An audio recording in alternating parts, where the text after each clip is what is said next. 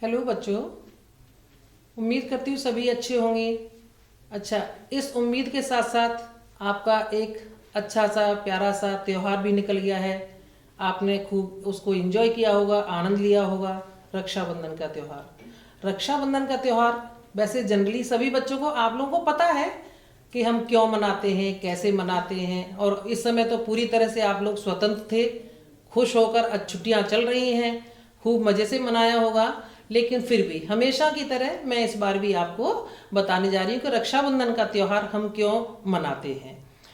वैसे भी पता है, ये भारत तो हमारा त्योहारों का देश है। यहाँ तो आए दिन त्यौहार मनते ही रहते हैं। जब तक हर महीने कोई 30 त्यौहार ना हो तो अच्छा ही नहीं लगता। और अच्छा भी होना भी चाहिए। इस बहाने से सभी लोग मिलते हैं, परिवार के सब लोग एक साथ एकत्रित होते हैं, हंसी खुशी हर्ष उल्लास सब कुछ होता है। नहीं तो जीवन में बड़ी नीरसता आ जाए। अगर इस तरह के त्यौहार ना हो तो बहुत नीरसता का अनुभव करें, और इस समय तो और ज़्यादा करें। इस बहाने से सभी लोग एकत्रित हो रहे हैं, क्योंकि अभी मिलना जुलना सभी कुछ बंद है। तो ऐसे ही रक्षाबंधन का त्यौहार है। हर हमारे त्यौहार, हमारे जितने भी भारतीय त्यौहार हैं, उनके पीछे कोई न कोई पौराणिक कथा जरूर जुड़ी है। दीपावली आप देख लीजिए, होली देख लीजिए, दशहरा देख लीजिए, सब कहीं न कहीं किसी न किसी कथा, पौराणिक कथा से जुड़े हुए हैं। उसी तरह रक्षाबंधन भी हमारा एक पौराणिक, एक नहीं कई कथाओं से, रक्षाबंधन तो कई कथाओं से जुड़ा हुआ है कि इस दिन इस उपलक्ष्य में मनाते हैं, इसलिए मनाते हैं, ऐसे मना, मतलब कई सारी चीजें हैं जो इस दिन को हम पूर्णिमा, यानी रक्षाबंधन कब आता है, सावन में मास में आता है ना, सावन के महीने में, श्रावण मास में पूर्णिमा के दिन हम रक्षाबंधन मनाते हैं। तो इस दिन क्या क्या हुआ था, मैं आपको 2-3 कहानियां से, छोटी छोटी 2-3 कहानियां सुनाती हूँ, ध्यान से सुनेंगे। नंबर 1, हम मानते हैं ऐसा कि जो रानी कर्मवती थी, चित्तौड़ की रानी थी, राणा सांगा की पत्नी थी। उनके पति बाबर से युद्ध में हार गए थे। हारने के बाद में अब उनके जो पुत्र था हुमायूं, हुमायूं शासन को संभाल रहे थे। अब जब उन्होंने देखा, अब बाबर जो थे, बहादुर शाह, जो उस समय गुजरात के शासक थे, उन्होंने रानी कर्मवती पर आक्रमण करने की योजना बनाई।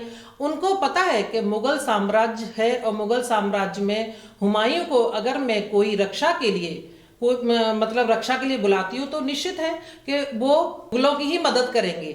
लेकिन हुआ क्या कि जब हुमायूं को, रानी कर्मवती ने सोचा हो सकता है कि हुमायूं के बारे में बहुत सुना है, बहुत अच्छे राजा हैं, वो मेरी किसी भी तरह मदद कर सकते हैं। तो उन्होंने 2 राखी के, यानी राखी नहीं थी उस समय, धागे हुआ करते थे, राखी के धागे भेजे एक सैनिक के हाथ में, और कहा कि उनसे बोलना कि आज मुझ पर बहुत ही परेशानी विपत्ति आ पड़ी है, तो हुमायूं आकर मेरी मदद करें।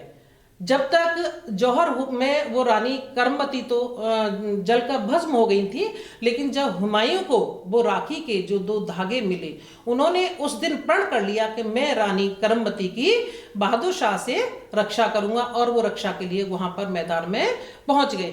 इस तरह से ये भी माना जाता है कि उस समय से ये राखी का त्योहार मनाया आ रहा है, यानी हुमायूं ने रानी कर्मवती की रक्षा की थी, इसीलिए इस पर्व को भाई बहन के रक्षा के त्योहार के रूप में माना जाता है। दूसरा है कि महाभारत के युद्ध में, महाभारत के युद्ध में क्या हुआ था कि जो शिशुपाल थे, कृष्ण की बुआ के बेटे, तो वो बहुत ही अत्याचारी, बहुत ही दुष्ट प्रवृत्ति का था।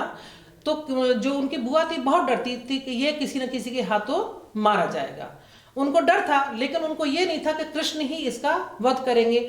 वो आए दिन कृष्ण का अपमान करता, कभी भरी सभा में उनसे ये बोलता वो बोलता। तो उन्होंने कह दिया था कृष्ण ने कि मैं इसके 100 अपराध तो माफ करूंगा, लेकिन अगर 100 के बाद अगर कोई अपराध करता है ये शिशुपाल, तो मैं इसको जीवित नहीं छोड़ूंगा। और वही हुआ कि महाभारत के युद्ध से पहले एक सभा चल रही थी, वहां पर कृष्ण भी विराजमान थे। तो शिशुपाल आया, और शिशुपाल ने भरी सभा में कृष्ण का अपमान किया। वो गिनते गए, और 100 जितनी उसने 100 गालियां, 100 अपशब्द उनको बोले, वो बर्दाश्त किया। जैसे ही उन्होंने 101 बार शब्द बोला, तो उन्होंने शिशुपाल की जो है अपने चक्र से, सुदर्शन चक्र से उन्होंने गर्दन काटी। लेकिन जिस समय उन्होंने सुदर्शन चक्र को चलाया, तो उंगली भी उनके साथ साथ कृष्ण की उंगली में भी कट आ गया, यानी कट गई। तो उस समय क्या किया था, द्रौपदी भी वहां बैठी हुई थी। द्रौपदी ने अपनी साड़ी फाड़ी, और साड़ी का जो पल्लू फाड़कर वो कृष्ण की उंगली पर बांध दिया। उस दिन कृष्ण भगवान ने ये प्रण किया था कि द्रौपदी को जब भी कोई परेशानी आएगी, एक भाई की तरह से मैं द्रौपदी की रक्षा करूंगा। और यही हुआ था कि जब पांडव जुआ में सब कुछ हार गए, यहाँ तक कि उन्होंने द्रौपदी को भी जुए में दांव पर लगा दिया और हार गए, तो उनकी रक्षा करने के लिए कृष्ण वहां भी एक भाई की तरह पहुंच गए और उनकी रक्षा की। 2 कहानियां हो गई। तीसरी मैं सुनाती हूं कि महाबली बलि थे। बलि जो है दानवों के राजा थे, यानी दैत्यों के राजा थे, लेकिन वो बहुत ही विष्णु के भक्त थे। विष्णु पर उनकी असीम कृपा थी। विष्णु के भक्त होने के नाते उन्होंने पूरे सारे देवताओं को जीत लिया था। देवता हमेशा डरे हुए रहते थे, बलि से हमेशा डरे हुए रहते थे। तो उन्होंने सोचा कि कुछ ऐसा करना चाहिए, कहीं ऐसा ना हो देवलोक पर भी आकर बलि अपना शासन कर ले। तो उन्होंने विष्णु से जाकर बहुत ही निवेदन किया कि भगवान जाइए और किसी तरह से इस बलि को, नहीं तो धीरे धीरे होगा कि ये इंद्रलोक में ही पहुंच जाएंगे, और इंद्र जो है देवताओं के राजा हुआ करते थे, तो ये मेरे शासन, मेरे राज्य को भी यानी देवलोक को भी अपने अधीन कर लेंगे। उस समय भगवान विष्णु ने वामन रूप का अवतार लिया और वो महाराज बलि के पास में पहुंच गई। अब उन्होंने मांगा कि तुम मुझे अपने मतलब भिक्षा में क्या दे सकते हो। तो राजा बलि ने कहा, महाबली ने कहा कि जो आप चाहो विष्णु भगवान, मैं वो दे सकता हूं आपको। कि ठीक है, तो मैं तुमसे 3 गज यानी 3 पग के बराबर भूमि मांगता हूं। बलि को नहीं पता था भगवान है जो 3 पग में ही पूरे ब्रह्मांड को माप लेंगे। तो उन्होंने कहा कि ठीक है, मैं मापता हूं। तो उन्होंने 1 पग में तो जो है पृथ्वी लोक ले लिया, और दूसरे पग में उन्होंने देवलोक ले लिया, यानी स्वर्गलोक भी ले लिया। अब तीसरा पग जैसे उठाया, तो अब कहाँ रखे तीसरे पग को? तीसरे पग को उठाने के लिए तो बलि ने अपना सिर कर दिया और कहा कि भगवान आप तीसरा पग मेरे सिर पर रख दीजिए। और जैसे ही वामन भगवान ने, यानी उन्होंने वामन का अवतार लिया था, वामन का रूप धारण किया, तीसरा पग जैसे ही उनके सिर पर रखा, तो जो बलि जो है पाताल लोक में नीचे चले गए, रसातल में पहुंच गया बलि। और रसातल में पहुंचने के बाद अब भगवान जो थे विष्णु थे, वो उसकी भक्ति से बहुत खुश हो गए। जब उसकी भक्ति से खुश हो गए तो उन्होंने कहा कि मांगो वरदान। तो क्या मांगा? महाबली ने मांगा कि आप हमेशा मेरे पास रहेंगे, मेरे पास रहेंगे। तो अब विष्णु भगवान तो बाध्य हो गए ना, बाध्य हो गए कि ठीक हर समय उनको महाबली के पास रहना पड़ा। अब महाबली के पास रहना पड़ा तो जो लक्ष्मी माँ थी वो बहुत ही व्याकुल हुई कि भगवान नहीं आ रहे स्वर्ग देवलोक में, भगवान ही नहीं आ रहे।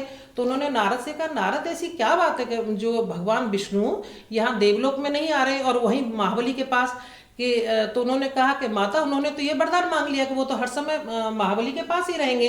तो उन्होंने कहा अब इसे कि जाओ और वहां जाकर महाबली से प्रार्थना करो कि वो आपके पति को यानी विष्णु भगवान को मुक्ति दे। तो इसी दिन, जिस दिन रक्षाबंधन मनाया जाता है, यानी श्रावण मास में पूर्णिमा के दिन, लक्ष्मी माता महाबली के पास गई और उनसे वचन लिया और उनके रक्षा सूत्र बांधा कि आज आप जो है भगवान विष्णु को मुक्त कर दीजिए अपनी सेवा से और मेरी रक्षा कीजिए। तो महाबली ने फिर वहां से भगवान विष्णु को कहा कि ठीक है, मैं अपना जो वचन मैंने जो लिया था वो मैं आपको मुक्त करता हूं। तो इस तरह ये त्योहार इसलिए भी, ये मैंने जो कहानियां आपको बताई हैं कि ये अपनी अपनी मान्यता है, अपनी अपनी मान्यता के हिसाब से लोग इसको मनाते हैं, लेकिन ये इसके पीछे तथ्य यही है। इंद्राणी ने भी उस दिन जो है एक रक्षा सूत्र दिया था। इसी दिन इंद्राणी ने जब बचने मतलब देवताओं पर कोई आपत्ति आई तो उनसे बचने के लिए इंद्राणी ने भी इसी दिन सभी देवताओं को एक मंत्रित रक्षा सूत्र दिया था। सभी देवताओं ने बांधकर और फिर राक्षसों पर विजय प्राप्त की थी। तो इस उपलक्ष्य में भी ये रक्षाबंधन का त्योहार मनाया जाता है। तो बच्चों, ये आप लोगों ने, मैंने तीनों कहानियां कि इसके पीछे कौन सी पौराणिक कथाएं मैंने आपको बताई। आप लोग त्योहार तो मना चुके हो, लेकिन पता होना चाहिए कि हम कोई भी त्योहार मनाते हैं तो वो क्यों मनाते हैं, अच्छा, और कैसे मनाते हैं। कैसे मनाने में तो आप लोगों ने देखा ही है कैसे मनाया। आपने बाजार गए होंगे, राखियां ली होंगी, सुंदर कपड़े पहने होंगे, मिठाइयाँ भी खाई होंगी, एक दूसरे को खिलाई भी होंगी, भाइयों ने आपको भेंट भी दी होगी, भेंट लेने पर आपने झगड़ा भी किया होगा। तो ये सब इस तरह से, लेकिन मुख्य रूप से होता है हमारा भाई और बहन का त्योहार, ये रक्षा के रूप में होता है। और इसके लिए जरूरी नहीं है कि भाई बहन है, जो हमारी रक्षा करता है वो पिता के रूप में भी हो सकता है, पड़ोसी के रूप में भी हो सकता है, धर्म भाई भी हो सकता है। जो हमारी रक्षा करे वो हमारा मतलब उसको हम रक्षा सूत्र बांध सकते हैं और उससे रक्षा के लिए उससे मदद भी ले सकते हैं। तो आप लोग भी इसी तरह से कोई अब आगे आने वाला है जन्माष्टमी का त्योहार, उसके बारे में भी मैं आपको अगले वीडियो में एक कहानी, सुंदर सी कहानी आपको जरूर सुनाऊंगी। धन्यवाद।